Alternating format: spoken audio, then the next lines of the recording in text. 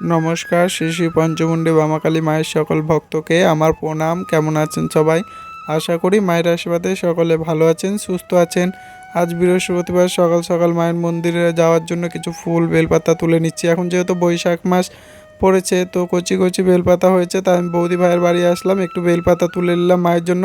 সেই বৌদি ভাইয়ের বাড়ি থেকে আমি একটু নীল অপরাজিতা বীজ নিয়ে গেলাম, সেই বীজগুলো একটু পুঁতে দিলাম। ফুলের গাছটা বেরোলে মায়ের চরণে ফুল দেওয়া হবে। আজকে অনেকটাই ফুল ফুটেছে, তার জন্য তুলে নিলাম মায়ের চরণে দেওয়ার জন্য। সব রকমই ফুল বেশ অনেকটাই ফুটেছে। এই গাছেও ফুল ফুটেছে। কিছুদিন আগে আপনাদের দেখিয়েছিলাম, গাছে একটা স্প্রে করেছিলাম, ওই 80-85 টাকা নিয়েছিল একটা বীজ। স্প্রে করেছিলাম মিলিবার্কের জন্য, তো কোনো লাভই হয়নি। ওই 2-1 দিনের জন্য একটু গাছে কম মিলিবার্ক হয়েছিল। আবার যেসে দেখুন কত মিলিবার্ক হয়ে গেছে, যে কার সে ভরে গেছে। আপনারা যদি এই মিলিবার্ক অথবা পোকার সম্বন্ধে কিছু জানেন, তো অবশ্যই আমাকে একটু কমেন্টে দয়া করে জানাবেন। না তো আমার পুরো গাছটাকে নষ্ট করে দিবে এই পোকাতে। এই পোকা যদি এখনও ঠিক না করি, তাহলে আমার গাছ খেয়ে শেষ করে দিবে।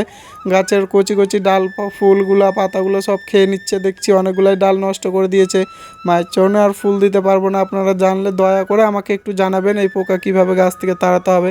এখন মায়ের মন্দিরে এসে আমি স্নান করে পরিষ্কার করে নিয়েছি, মাকে ফুল দিয়েও সাজিয়ে গুছিয়ে প্রস্তুত করে নিলাম মায়ের নিত্য সেবার জন্য। এখন মায়ের জন্য একটু ফল আমান্নি করে নেব।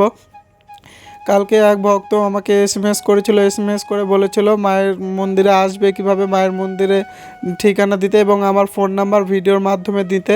আমার ফোন নাম্বার 7501736826। এই নাম্বারে ফোন করলে আমাকে পাবেন। মায়ের মন্দিরে আসার ঠিকানা হলো, যে কোনো জায়গা থেকে আপনারা মালদা রথবাড়ির বাস ধরবেন। মালদা রথবাড়িতে এসে আপনার আইহো বুলবুলির বাস ধরবেন। আইহো স্ট্যান্ডে নেমে যে কোনো টোটোতে উঠে বলবেন কালীতলা কাঁচা কালী মন্দির যাব। কালীতলা কাঁচা কালী মন্দিরে এসে আমার নাম বললেই আমার বাড়ি দেখিয়ে দেবে। সাদা রঙের একটা বড় মন্দির দেখবেন, সেই মন্দিরের পেছনেই আমার বাড়ি।